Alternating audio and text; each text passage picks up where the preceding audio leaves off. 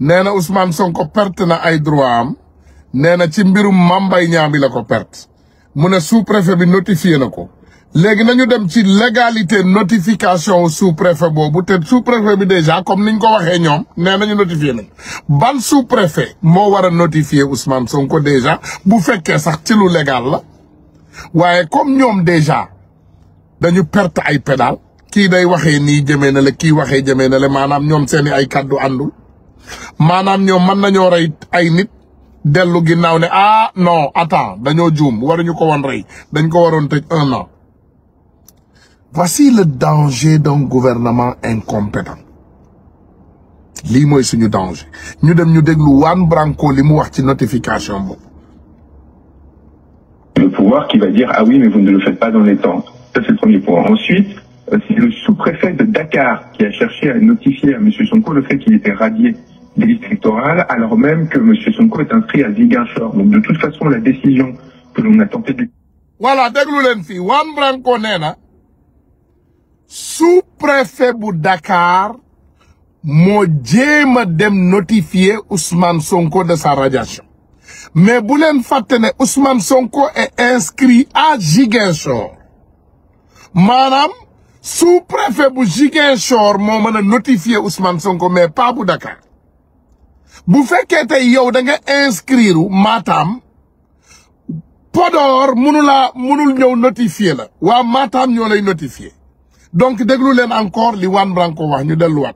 C'est le premier point. Ensuite, c'est le sous-préfet de Dakar qui a cherché à notifier à M. Sonko le fait qu'il était radié des listes électorales alors même que M. Sonko est inscrit à Ziguinchor. Donc de toute façon la décision que l'on a tenté de lui notifier est nulle. Ensuite, il y a le fond de la décision, c'est-à-dire qu'on prétexte le fait qu'il aurait été condamné par contumace pour le faire radier alors qu'il est entre les mains du pouvoir. Il est aujourd'hui à l'hôpital en détention, placé sous écrou dans une prison. Donc ça veut dire qu'il ne peut pas être contumace vu qu'il a été arrêté. Les arguments qui ont été présentés par le ministre de la Justice sont évidemment parfaitement vains et complètement contraires à la jurisprudence constante. Maintenant, la question qui se pose, c'est quel est le degré d'autonomie et d'indépendance des juges à 5 mois de la fin de ce régime, et alors qu'ils craignent que celui-ci se prolonge contre l'intention du peuple sénégalais. Il leur appartiendra de faire appliquer le droit ou de se mettre au service d'un régime finissant avec les conséquences qui pourraient s'entraîner. En tout cas, je pense que la position d'Ousmane Sonko est très claire. C'est aujourd'hui l'un des hommes les plus populaires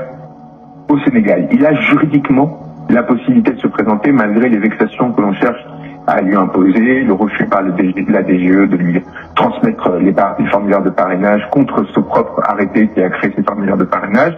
Et je pense qu'il y a une situation qui est très claire. Ces élections ne pourront avoir lieu sans Ousmane Sonko, parce que si elles avaient lieu dans ces circonstances-là, cela voudrait dire que le peuple sénégalais serait privé de son droit à choisir et l'on se retrouverait face à une farce démocratique, et c'est strictement impossible. Et notre fonction, en tant qu'avocat, est d'entamer tous les recours nécessaires, quel que soit le peu d'espoir que l'on peut avoir face à l'indépendance de la justice aujourd'hui, pour mettre face à la responsabilité des magistrats, en leur rappelant que les décisions auront un impact pour l'ensemble des Sénégalais et qu'ils pourraient aussi entraîner des conséquences personnelles, parce que nous serons très attentifs aux violations du droit qui pourraient intervenir et aux recours que nous mettrons en œuvre à l'échelle internationale, mais aussi au sein des instances d'autres pays, afin de... Gaay lii yëpp ñun ñoo ko déggandoo madame nag ma tëjee suñu frère Ousseynou Ly am na lu mu wax du am solo nañu dem ñu déglu ko bismillah. président Macky Sall na def naa ko ci mbiru Ousmane Sonko dafa am benn wax bu président Sonko wax mooy xeex bii ñuy xeex mën nañ cee ñàkk ay dunk waaye Macky Sall mën nañ ci ñàkk lu ëpp dunk te y a un pouvoir y a un après pouvoir nguur dafa am nguur guy jeexam nguur gu jeex am na xalaat tàkkusaan bi muy def passation de service 14h 15h googu su ko defee ba ñu gunge ko ba mu génn pale na ko xalaat waa jooju luy firim waaw xëy na su mënee dégg wala su amee ñu ko mën a firil ñu firil ko yow doo ko firil ñi lay dégg non non mais na xalaat li mu wax na moytu li muy def jëm ci président Ousmane Sonko xëy na dina jafe mu amati ci limite waaye li ko ci dese ak mu néew na ci ut limite am lu mu ci rafetal am lu mu bàyyi. daf ko atteindre.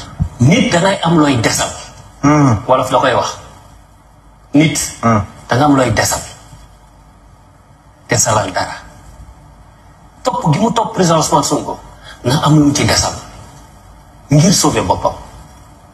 ngir sauver boppam. waaw ngir sauver boppam.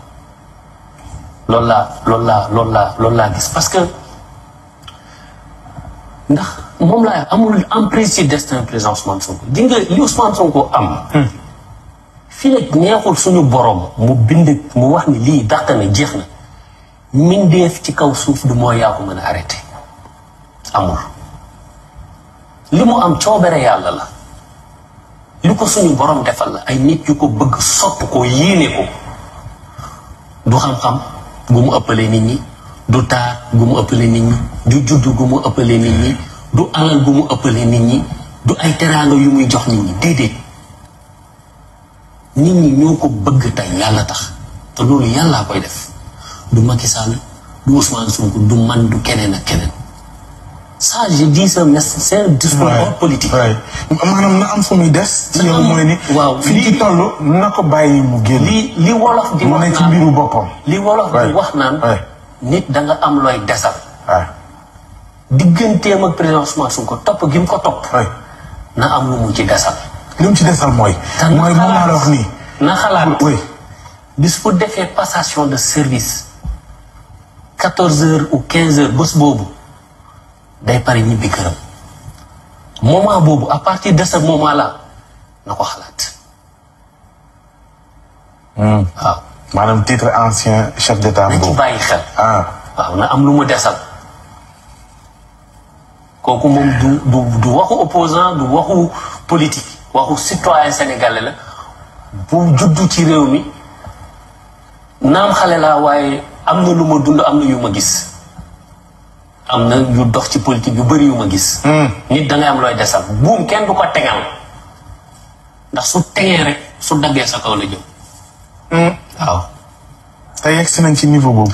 non mu ngi tegal de tegal na nag.